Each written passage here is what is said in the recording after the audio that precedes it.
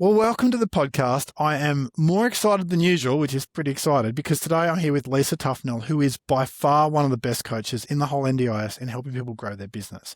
Leesa, most of what you do is with OTs, but the skills you have would apply to anyone growing an NDIS business. Leesa, what is it you do and why do you do it? I am a coach for, as you said, for OTs. I mainly work with sole traders and small clinics and practice owners. So I offer private coaching services and also a hybrid group coaching. So we're very much focused on all of the business skills that OTs weren't taught at uni. So things like business strategy, financial forecasting, planning, marketing, managing referrals, systems, structure, quality assurance. So all of those things to really help people to optimize their businesses. So they're building very sustainable businesses, profitable businesses. I want OT sole traders to really have businesses that love them back. I want them to work school hours. I want them to deliver really quality care, and I want them to be able to do that forever and a day. So they're the things that we're focused on in my coaching containers. I think that's just great. So where most people are running around hiding from the word profit, you're sitting there going, guys, if you're not making a really good profit, go back and work for someone else. You know, like life happens. So Leesa, what are the battles that you see OTs, but also other business owners in NDIS world, anyone, okay? What are the battles people are having in their heads? One of them would be, am I allowed to take a profit? Am I allowed to take a 200K profit, or does that make me bad? Or must I only accept 100K or 50K? That's one battle people have. What are the battles you're seeing people have? The biggest mindset blocks, I suppose, that I see in coaching are things around, I often have OTs join saying like imposter syndrome, imposter experiences, second guessing themselves, being very overwhelmed, very anxious about doing new things, and just wondering, am I good enough to have this business? They're the big ones. These are great. All right, let's hit them one at a time. The first one was imposter syndrome. So you see this a lot, I guess, with people who are in their 30s or even in their 20s, where they think people are viewing me as too young, they're viewing me as not competent, or I feel like I'm faking it till I make it. My own self-talk is that, who are you to do this? What are ways that you've seen leaders or business owners overcome that? Well, I think the first thing that I always talk to my OTs about is to stop pathologizing the word. Like, language is so important. Our brain hears everything that we speak, everything that we think. So we're telling ourselves we've got a syndrome. The brain's like, oh my God, we're sick. And the physiological stress response will kick in and flood us with cortisol, and we'll be in flight and fight and all these other sorts of things. So it's to understand that when that phrase was first coined back in the research, like it was the 60s or 70s, it was referred to as imposter experience, imposter thoughts, imposter feelings. And then it's been pathologized, and, now people know it as a syndrome, but you're not sick. It's not a treatable, diagnosable condition. And interestingly, because I've done talks at UQ for the fourth year OTs, because that was something that was coming up in their feedback from their fieldwork, is they're like, I've got imposter syndrome. But there's a difference between imposter syndrome and doubt. And doubt is a very natural, normal human emotion that can be so helpful for us. Whereas in terms of the research for the imposter experience, that is actually different, because it's doubt despite having the qualifications, the knowledge, the experience. So, yeah, I mean, we could go on and on about imposter experience, but I really sort of get people to think about, okay, well, just tell me functionally, what does that look like in your life? What does doubt look like in your life? List those things down. So it is going to tell you where you're possibly feeling a bit under-resourced or underprepared. So if there's something there, just ask, how could this be useful to me? And then go and start there. So I think if we're always in action, we're always growing, we're always moving, we're always progressing. But sometimes those sorts of feelings and mindsets, they hold us, they keep us stuck. And they're the things that we then get to work on. So that's probably I think I've said a lot there on I imposter. think it's fantastic because, I mean, I'm not an OT, so to hear you break it down like that, I'm just like, that makes it so easy for people. I guess when people say, because when I'm coaching people, they often talk about imposter syndrome, but what they actually mean is they're just feeling uncomfortable, that discomfort of being stretched. Yep. Growth is stretching. Find me anyone who grew and stepped into a position that was bigger than they've been in before who didn't feel like, Yeah, nobody does. Yeah. that's right. And then we just go and throw a toxic word on it, like imposter syndrome. Oh, now I'm broken. Like, no, I'm growing. This is the goal. Yeah. I love there was an acronym because I'm an NLP accredited coach as well. And there's a term that I heard during my training there, which was FOG, fear of growth.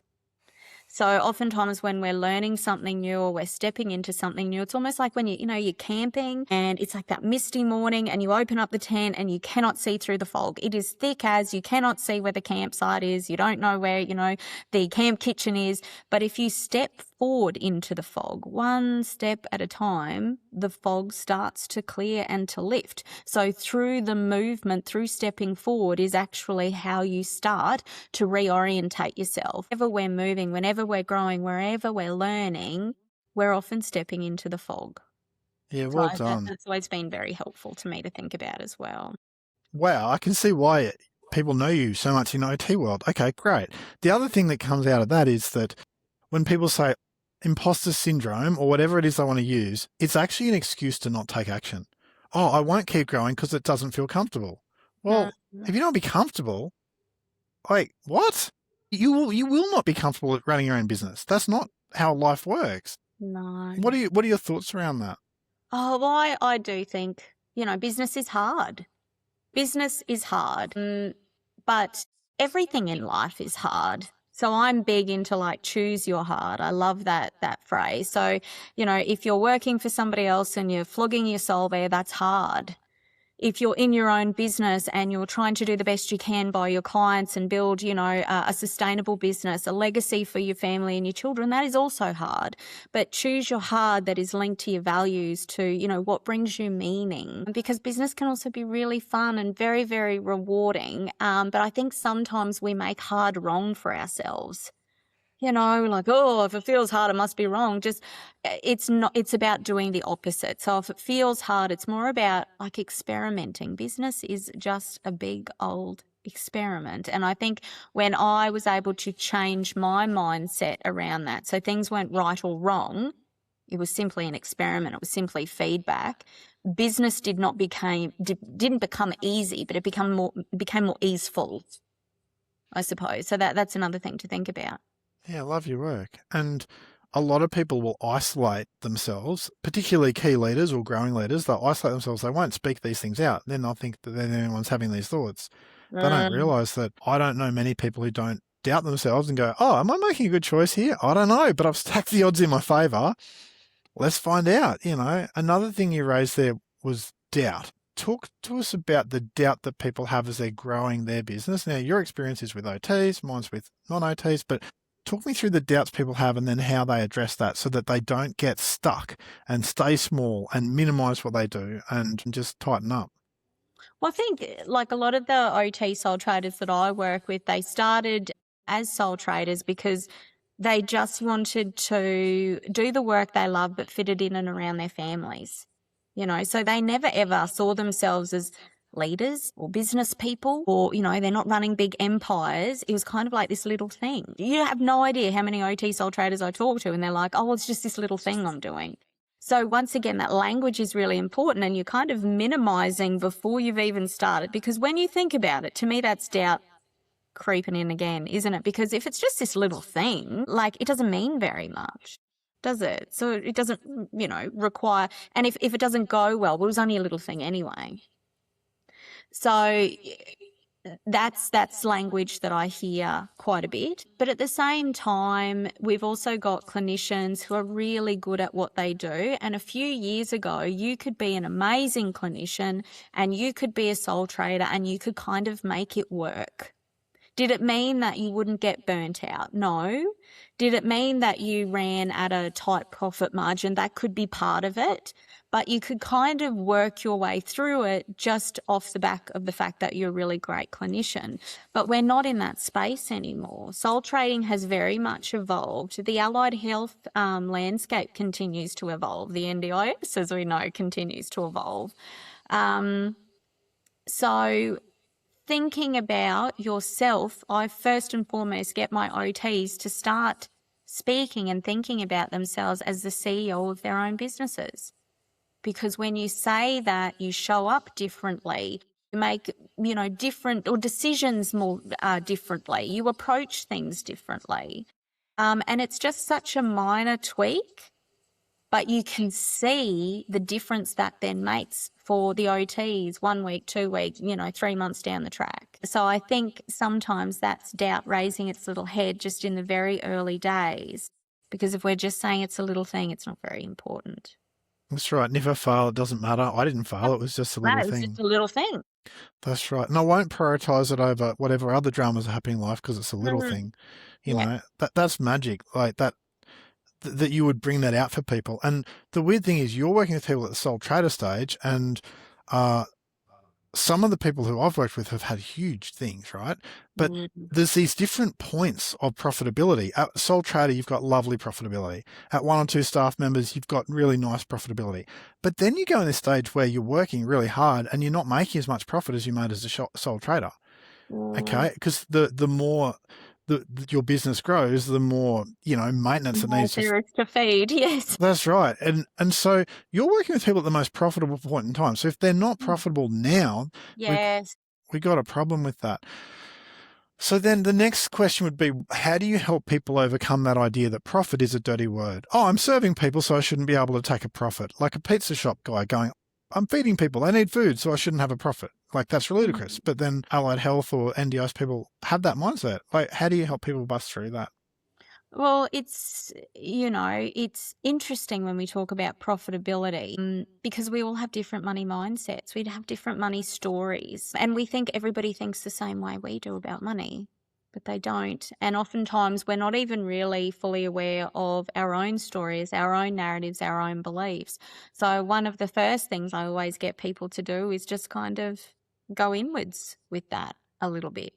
What is your money mindset? Where did your money stories come from? Because sometimes simply seeing that just allows that belief, that thought to have a little bit less power over you. The other thing that I really do is I very much focus on clinical care.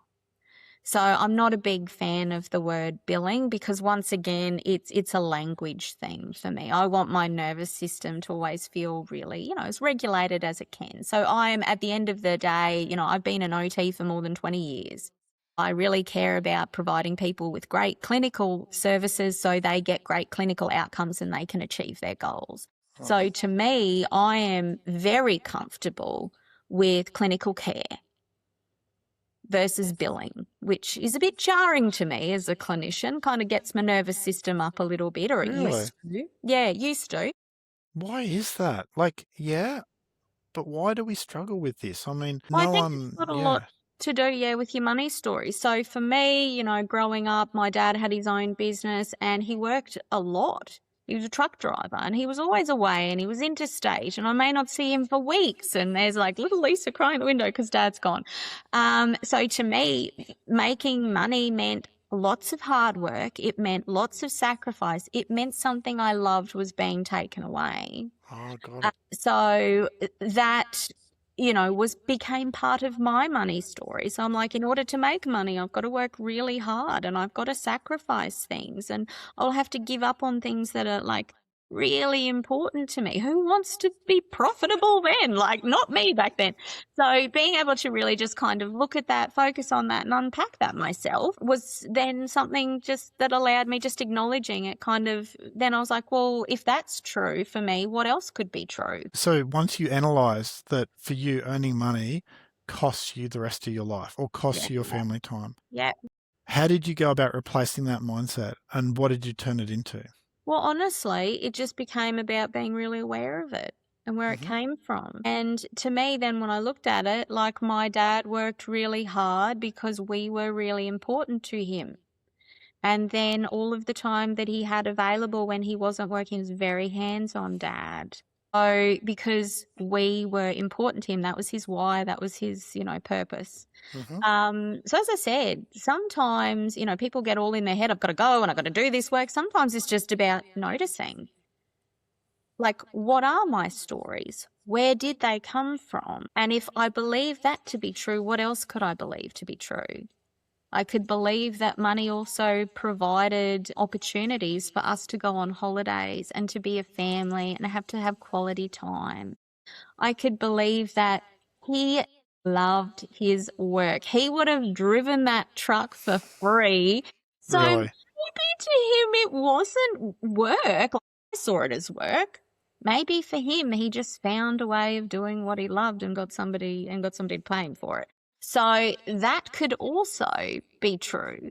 So when we kind of look at it and we know that there's a duality in life, there's a nuance in life, we kind of go, well, if that's true, what else could be true? And then we create like this real awareness. And as I said, that's what, for me, just acknowledging that, exploring that with curiosity and kindness, just allowed that to kind of fall away.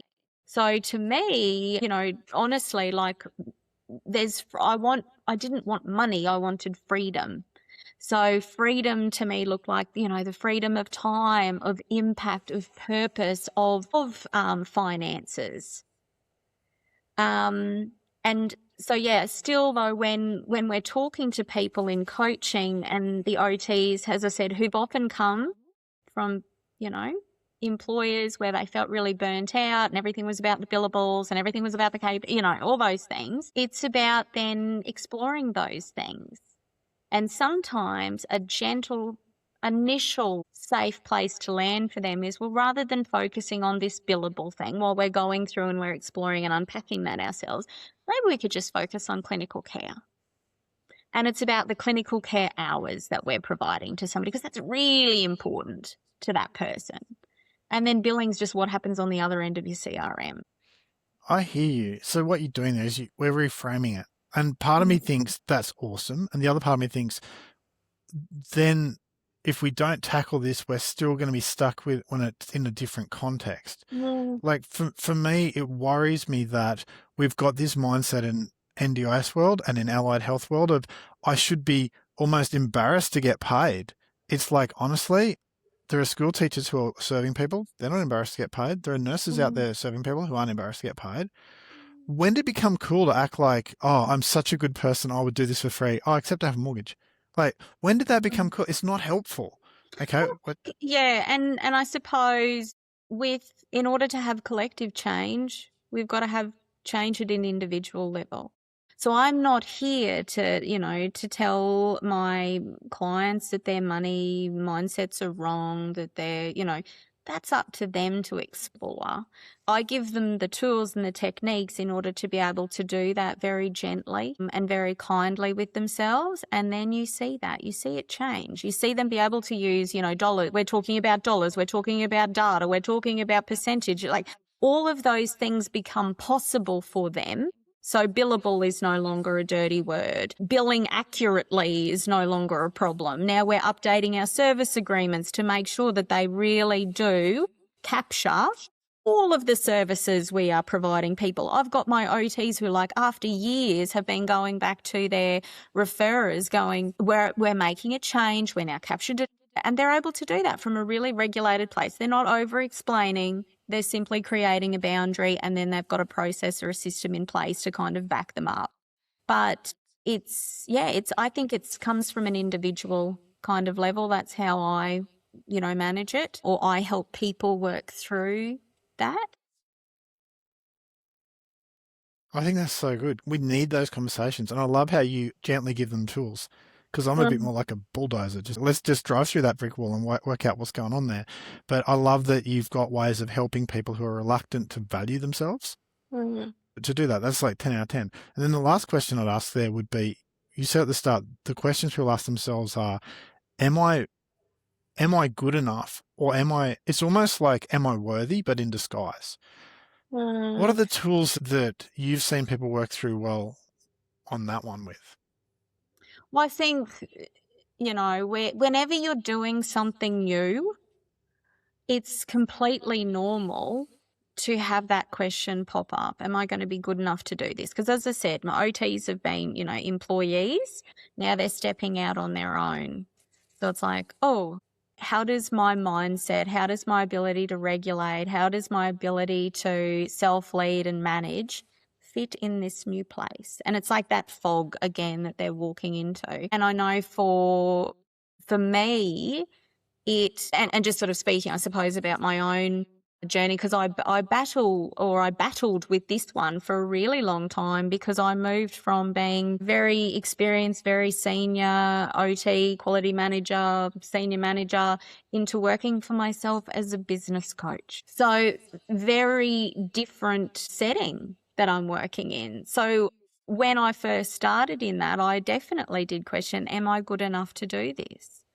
I know these things work for me. Will they work for other people? And just having the belief to go, you know what, I'm going to give it a go. And then you see people have, great outcomes. You have evidence of what you're doing is working and things like that. So you kind of bring all of those things into your being and use them as a stepping stone to branch out and continue to learn and grow and do those sorts of things. But it all starts with having awareness of what's that story.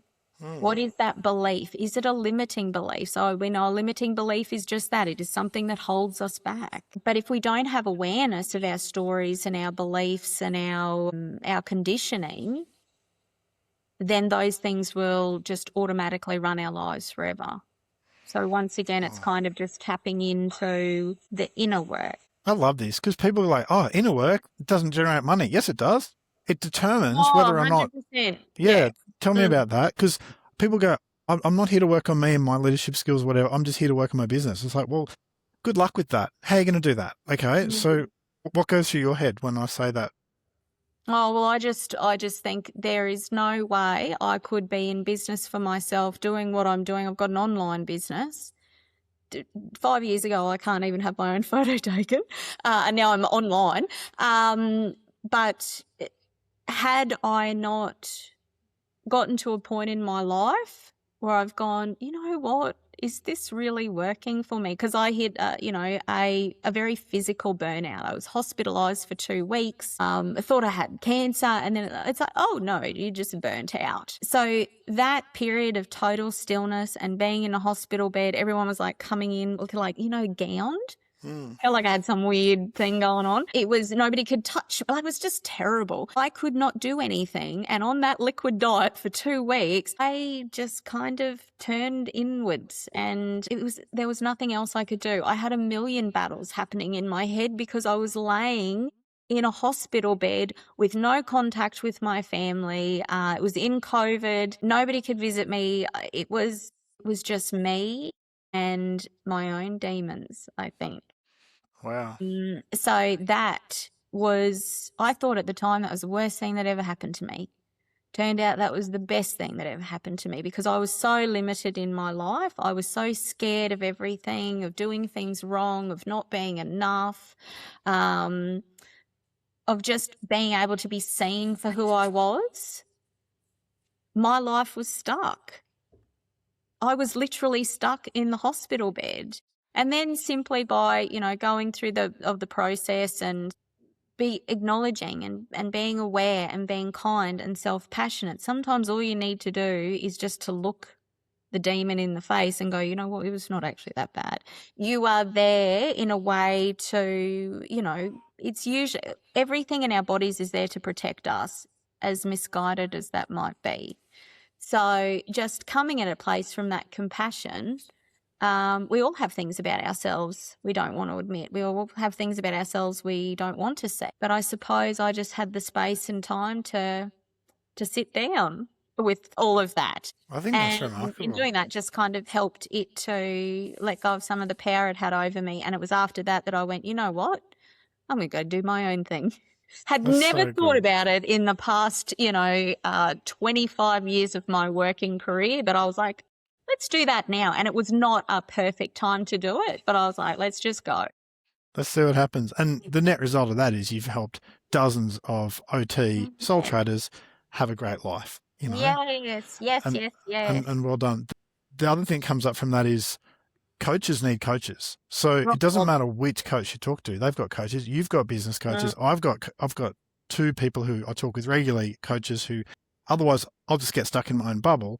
100%. And it doesn't matter what part of NDIS world you're living in. Don't do it alone. Find someone who's walked the path ahead of you and can help you through that next step, because you don't even know the battles you're facing that are actually super easy. So if someone wants to get in touch with you, Leesa, how do they do that? Well, you can come and check out my website, themindfulot.au. I'm also have a private Facebook group called The Mindful OT, Facebook page, Instagram at The Mindful OT AU, and LinkedIn, Leesa Tuffnell. Love it. And honestly, guys, Leesa is by far one of the most competent coaches you'll get in the NDIS. It's a pity for me that you're tucked away in OT world, because I know so many people who need you, because she doesn't just speak strategy to you or tactics. She actually gives you the confidence to go and implement, which is just remarkable. I think your contribution around here, Leesa, is just amazing. And thank you for what you do. Thank you, Michael. No worries. We'll see you on another podcast in the future. See you soon. Bye. Okay, bye.